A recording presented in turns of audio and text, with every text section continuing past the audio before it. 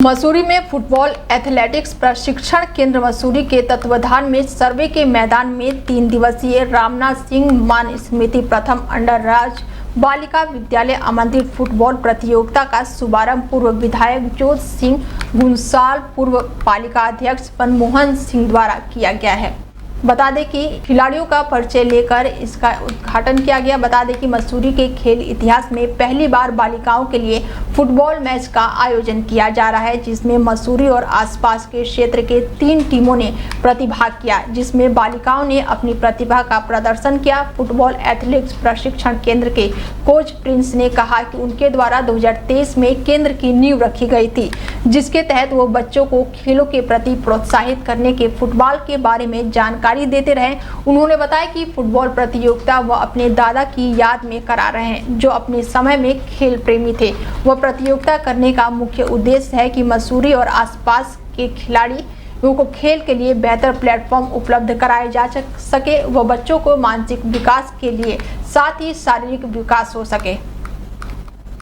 मैं आपके चैनल के माध्यम से प्रिंस पंवार और उनकी टीम नेहा अग्रवाल जी को बहुत बधाई देता हूं कि उनका ये जो प्रयास है बहुत ही सराहनीय है। आप देखिए मसूरी में आज तक मसूरी क्या लगभग देहरादून में भी कहीं लड़कियां फुटबॉल खेलते हुए नहीं दिखती थी, पर यहाँ पर आप खुद देखेंगे, आपने खुद आप कवरेज कर रहे हैं तो आप देख रहे हैं कितनी अधिक मात्रा में यहाँ पर जो बच्चे खेल रहे हैं। तो कहीं ना कहीं ये जो भारत के खेल को मजबूत करते हैं, क्योंकि जो जड़ अगर जब नींव हमारी मजबूत होगी तभी हमारा कोई भी स्पोर्ट सफल हो पाएगा। तो इसके लिए मैं बहुत धन्यवाद देता हूँ। ये पहली बार है कि हमारा FATCM football athletic training centre Mussoorie में खुला था सितंबर 14 तारीख को 2000 पिछले मंथ की बात है 23 में, तो उसका भी साल पूरा होने जा रहा है। मेरी तरफ से एक पहल शुरू की गई थी, जो कि मैं आज बहुत ही खुश हूँ और एक प्राउड मोमेंट फील करता हूँ। ये हमारा जो टूर्नामेंट है ये हमारे स्वर्गवासी श्री रामनाथ सिंह पंवार जी के नाम पे किया जा रहा है, जो कि मेरे दादा लगते हैं। वो भी बहुत प्रोत्साहन देते थे खेल के प्रति, तो मैंने सोचा कहीं ना कहीं एक उनका याद करने का मौका भी मिल जाएगा। मानसून सीजन में पौड़ी जिले के सरकारी जर्जर स्कूलों में पढ़ने वाले छात्र स्कूलों की हालत देखकर घबरा रहे हैं। छात्रों को डर है कि हल्की बारिश भी स्कूल को धराशायी कर देगी। वहीं इन्हीं जर्जर स्कूलों में शिक्षा देने से शिक्षक भी घबराए हुए हैं। मानसून सीजन की चुनौतियां उन्हीं सरकारी स्कूलों के लिए भी खतरा बनी हुई है, जिन स्कूलों की हालत अब जर्जर हो चुकी है। ऐसा ही जर्जर स्कूल में पढ़ने वाले छात्र इन दिनों शिक्षा लेने से सहम रहे हैं। उन्हें डर है कि किसी भी वक्त कोई भी हादसा उनके साथ ना हो जाए, लेकिन फिर भी जान जोखिम में डालकर उन्हें शिक्षा लेने के लिए स्कूल पहुंचना पड़ता है।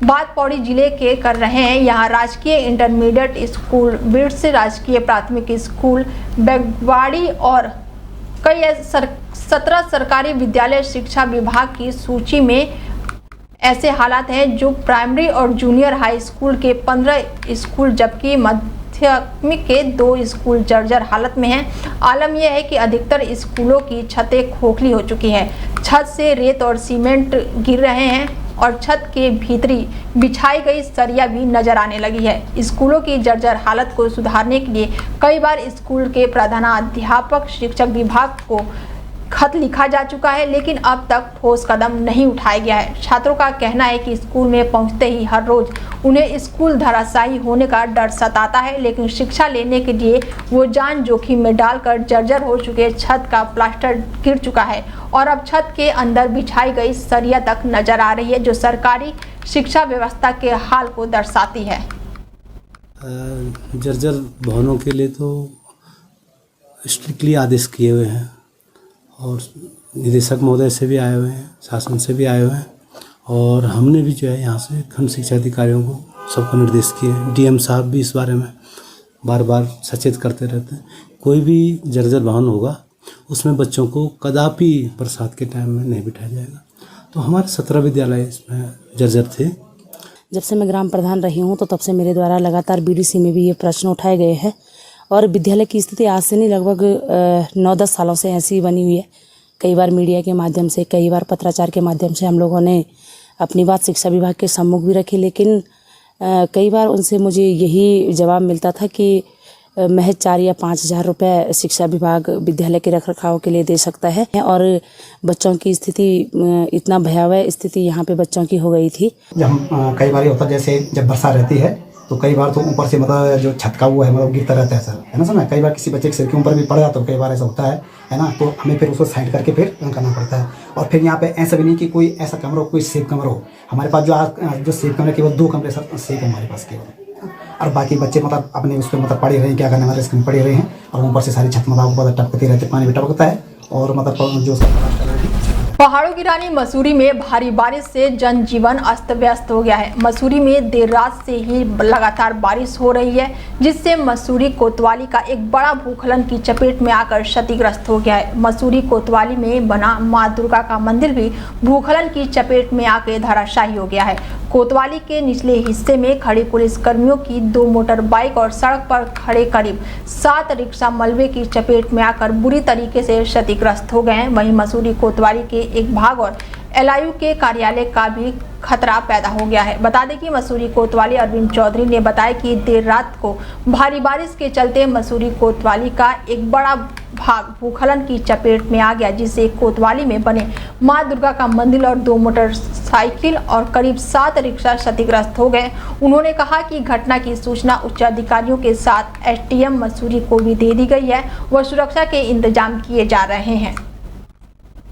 यहाँ पे सारा नुकसान हो गया सर, सब टूट गया। उसी में मेरा गुजारा हो रहा था सर। वही ये खाने कमाने का साधन था आपका? वही है, वही और कुछ नहीं है। बच्चा छोटा है, ये रहा बच्चा यहाँ पे इतना सा छोटा है, कुछ कमाने वाला नहीं है, कोई नहीं है।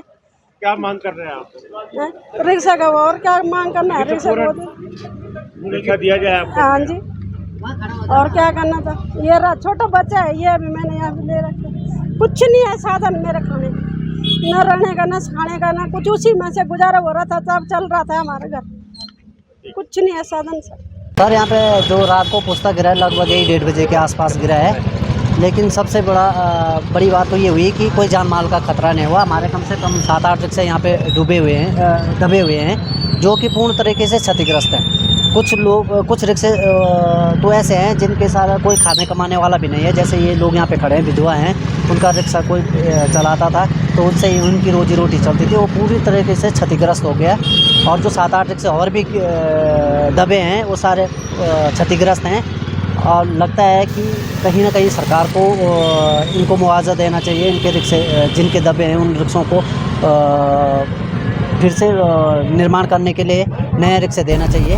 ये मैं कहा 7 और 8 जुलाई को खटीमा क्षेत्र में आई बाढ़ आपदा राहत राशि नहीं मिलने से आज खटीमा क्षेत्र के ग्रामीणों ने तहसील परिषद में उप जिलाधिकारी कार्यालय के सामने धरना प्रदर्शन किया, जहां इतने दिनों बीत जाने के बाद आपदा प्रभावित लोगों को आपदा राशि प्रशासन द्वारा आवंटित नहीं होने से ग्रामीणों में काफी आक्रोश है। वहीं कुछ आपदा लोगों का भी संबंधित अधिकारी द्वारा चेक वितरित किया गया है। इस अवसर पर उप जिलाधिकारी रविंद्र सिंह बिष्ट का कहना है कि उनके द्वारा लगभग 14,000 परिवारों को 5,000 की धनराशि आवंटित कर दी गई है और कुछ अपात्र लोगों के द्वारा चेक लिए गए हैं। इनमें से कुछ लोगों ने चेक वापस कर दिया है। अभी पटवारी के द्वारा सर्वे कराया जा रहा है कि आगामी मंगलवार से आपदा धनराशि वितरित की जाएगी।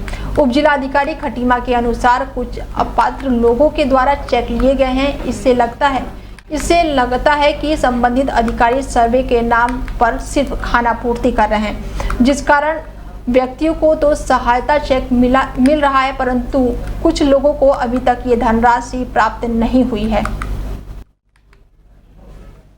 रामनगर से इस वक्त की बड़ी खबर सामने आ रही है। भ्रष्टाचार के खिलाफ विजिलेंस ने बड़ी कार्रवाई की है। खबरों की माने तो कोतवाली रामनगर में स्थित LIU के कार्यालय में छापेमारी कर सब इंस्पेक्टर सौरभ राठी के विजिलेंस ने हिरासत में ले लिया है। बताया जा रहा है कि रिश्वत की रकम के साथ सौरभ राठी को विजिलेंस की हिरासत में लिया गया है। खबरों की माने तो बंद कमरे में सब इंस्पेक्टर सौरभ राठी से पूछताछ की जा रही है।